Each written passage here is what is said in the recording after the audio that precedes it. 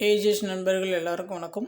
இன்றைக்கி வந்து நம்ம என்ன பார்க்கலான்னு பார்த்தீங்கன்னா, பரிணாமம் மற்றும் மரபியல். ஸோ இந்த டாப்பிக்லேருந்து டிஎன்பிஎஸ்சி எக்ஸாம்ஸில் ரீசெண்ட் டைம்ஸில் வந்து என்ன மாதிரி கொஷின்ஸ்லாம் வந்து கேட்டிருக்காங்க அப்படின்னு சொல்லிட்டு நம்ம ப்ரீவியஸ் இயர் கொஷின்ஸ் வந்து பார்க்கலாம். நம்ம சேனலில் பார்த்தீங்கன்னா டாபிக் வைஸ் வந்து நம்ம ப்ரீவியஸ் இயர் கொஷின்ஸ் வந்து அப்டேட் பண்ணி கொடுத்துட்ருக்கோம். நம்மளுடைய சேனல் சப்ஸ்கிரைப் பண்ணாதான் கொஞ்சம் சப்ஸ்கிரைப் பண்ணி ஃபாலோ பண்ணி வச்சுக்கோங்க. சரி வாங்க பார்க்கலாம். ஃபர்ஸ்ட் கொஸ்டின் பாருங்கள். மரபணுக்கள் மற்றும் குரோமோசோம்களில் ஏற்படும் திடீர் மாற்றம் எவ்வாறு அழைக்கப்படுகிறது அப்படின்னு சொல்லி கேட்குறாங்க. இதுக்கான ஆன்சர் பார்த்தீங்கன்னா ஆப்ஷன் சி, சடுதி மாற்றம். ஸோ அடுத்து பாருங்கள், டேஷ் என்பவர் மரபியலின் தந்தை என்று அழைக்கப்படுகிறார் அப்படின்னு சொல்லி கேட்குறாங்க. இதுக்கான ஆன்சர் பார்த்தீங்கன்னா ஆப்ஷன் டி, மெண்டல்.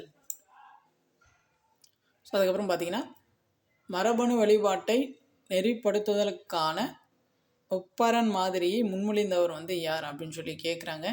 ஸோ இதுக்கான ஆன்சர் பார்த்தீங்கன்னா ஆப்ஷன் சி, ஜேக்கப் மற்றும் மோனார்டு. ஸோ அதுக்கடுத்து பாருங்கள், பொறுத்துக்கு வந்து கொடுத்துருக்காங்க.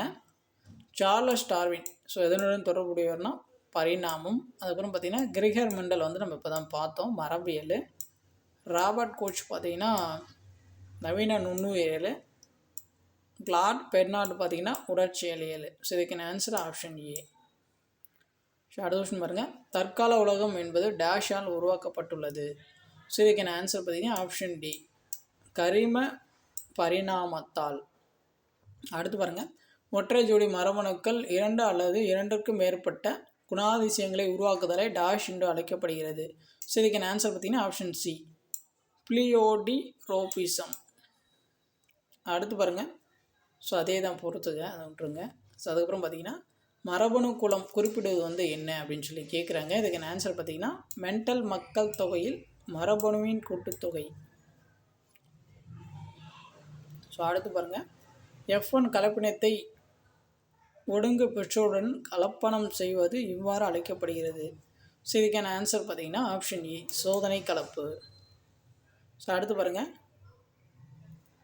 டிஎன்ஏ வரி குறியீடுகளின் தந்தை என கருதப்படுபவர் வந்து யார் அப்படின்னு சொல்லி கேட்குறாங்க. ஸோ இதுக்கான ஆன்சர் பார்த்தீங்கன்னா ஆப்ஷன் சி, பால் ஹெபர்ட். அதுக்கப்புறம் பார்த்தீங்கன்னா ஒரு பேரா மாதிரி பேசேஜ் மாதிரி கொடுத்துருக்காங்க. இது ஒன்ஸ் அப்படியே நீங்கள் ரீட் பண்ணிட்டு அந்த ஆன்சர் வந்து பார்த்துக்கோங்க, லென்த்தாக போகும். அடுத்து பாருங்கள், பரிணாமவியலில் பயன் மற்றும் பயனற்ற கோட்பாட்டினை முன்மொழிந்தவர் வந்து யார் அப்படின்னு சொல்லி கேட்குறாங்க. ஸோ இதுக்கான ஆன்சர் பார்த்தீங்கன்னா ஆப்ஷன் சி, லாமார்க்.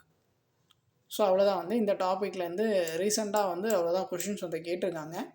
சரிங்களா? உங்களுக்கு வேறு ஏதாச்சும் டவுட் இருந்துச்சுன்னா நீங்கள் வந்து கமெண்ட் பண்ணுங்கள், நம்ம வந்து ரெஸ்பான்ஸ் பண்ணுவோம். ஸோ இப்போ தான் வந்து நம்ம சேனல் ஃபஸ்ட் டைம் பார்க்குறீங்கன்னா கொஞ்சம் சப்ஸ்கிரைப் பண்ணி ஃபாலோ பண்ணி வச்சுக்கோங்க.